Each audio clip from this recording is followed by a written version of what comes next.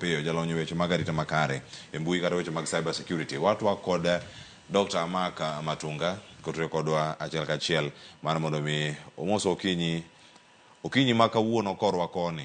Akena mosi ni oimore kama intiere daktari machiegni kendo era mogi TV cheno mar piny. Irio nade odiochieng' ma kawuono ma chiewo nade podi?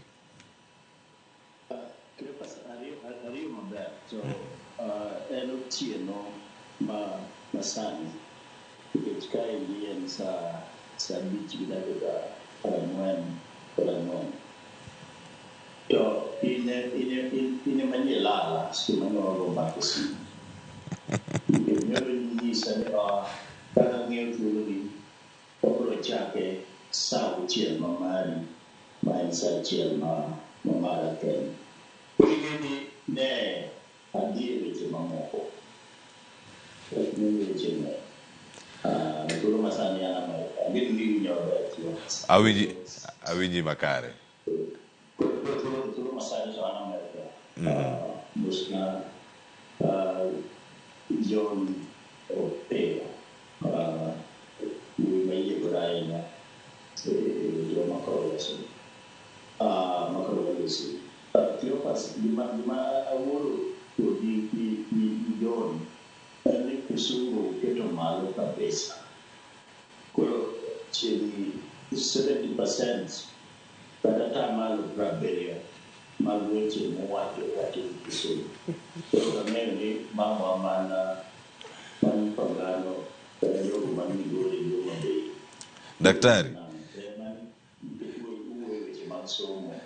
Daktari nyaka koro lose. Koro ka intiere bende mana kama ituri koro agoni erokamano ahinya. Kendo John wacho ni otemo kabisa mar mondo mi otem ng'injogi wechegi ma samoro lalne. To koro kama intiere ichak nochaka kar kanyo achiel kachiel. Mokwongo en mos seche gi opogore. Seche 8 kadok chien gi kabiro marwa ni ma okinyi ma kawuono sa 1 mar okinyi mano sa 5 mar otieno kama intiere Amerika. Inya mana konowa kama walose sani jiwo lony manyasani wechegi mag somo. Oganda nigi penjo mathoth ni lony ni tida jiwe yo machal nade e kinde mantiere pogruok maduong'. Mokwongo e sikunde mantiere bombe kod mago mantiere gwenge. Ok giyud gigi marom. Kirango mwandu ma itiyo godo e weche mag tudruok, nyabedo computers, tablets, kachiel koda kateko mar sitima bende kor gwenge. Wanyaram kata gwenge wa mawuoke. Daktari.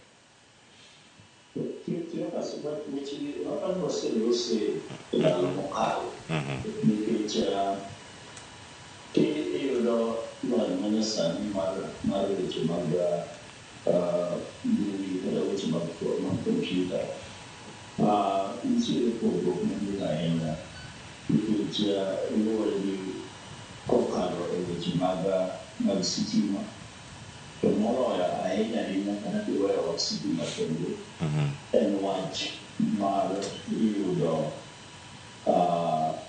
gino minyalo tiyogo kata ka en tablet kata ka en sime moro maduong' sime maduong' cha madhiromo gi tablet iluongo ni tablet kata ka en smartphone to kata ka en laptop en kompyuta moro matin minyalo keto e wi chogi kata e wi bambi ka miluongo ni laptop kata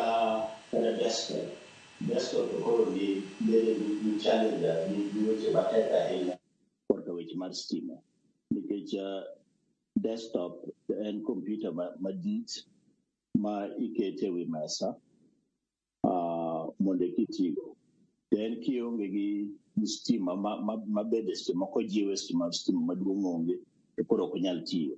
Laptop ber ni kod betri kata tablet kata phablet kata smartphone ni kod betri ma kise chuoye mach mi chaje koro bang'e inyalo tiyo kode kuom seche moko 8 kata madhi mbele kanyo. Magi gin e weche matek moloyo kabisa mondo mi jowa oyud tudruok makare e yo manyasani.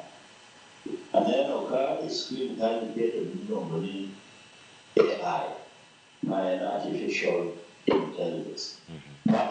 rieko momedore mar kompyuta ma kompyuta medo oko godo yo ma wi dhano kata pach dhano kata obwongo mar dhano tiyo godo. Mano miluongo ni artificial intelligence ma kompyuta kopo kaka obwongo dhano tiyo kaka pach dhano tiyo. Ting'eyo ni e yore mag somo kwa wacho weche mag somo. Weche mag somo en yor tego obwongo mar ng'ato mondo mi ong'e achiel ariyo adek e weche mowinjo ng'e mondo kel godo yot e ngimane kata okel godo yot e ngima ng'ato kata okel godo yot e piny. Mane kuma ng'ato somo weche mag chike, ng'ato somo weche mag thieth, obedo daktari, ng'ato somo weche mag kenya engineer iluongo nang'o? Mag medusa. Ng'ato somo weche mag medusa. Korka kompyuta ka e thuolo masani ang'eni nosewacho gimoro.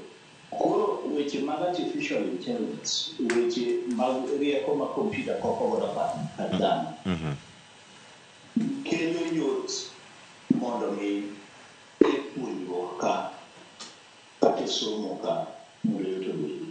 Kikawo klas kata klase kata machielo mag primary school, e klase machielo mag primary school ka jopuonj nyalo konyore e yor kompyuta kata e yor artificial intelligence mar mondo mi gilos godo lesson plan. Nyalo to ging'eyo kaka wacho lesson plan keso gimano ginyalo ng'eyo kamano mondo mi gilos godo puonjruok ma nyathi owinjo puonjre godo.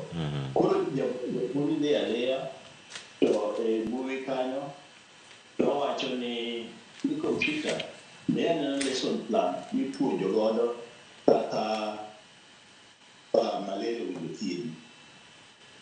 To kompyuta sani koro golo ne mana mapiyo mana gi dakika achiel to osegolo ne lesson plan. Koro miyo japuonj bedo kod yot. Penjo mipenja kata nyathi masomo bende ebe nyalo dhi ni kompyuta nyisa anena kaka gimiluongo ni photosynthesis kaka maua timore mondo mi wayud tudruok. No, photosynthesis en kaka chieng' mane biro konya kanyo. Nitiere pollination maua kaka maupe tudore gi buru moa e maua kadhi e maua machielo mondo mi maua no gol kodhi. Mano en cross pollination. Koro iyudo ka lony masani ma kompyuta okelo miluongo ni artificial intelligence kelo yot ahinya ne jok mapuonjore kata mana e klase machielo.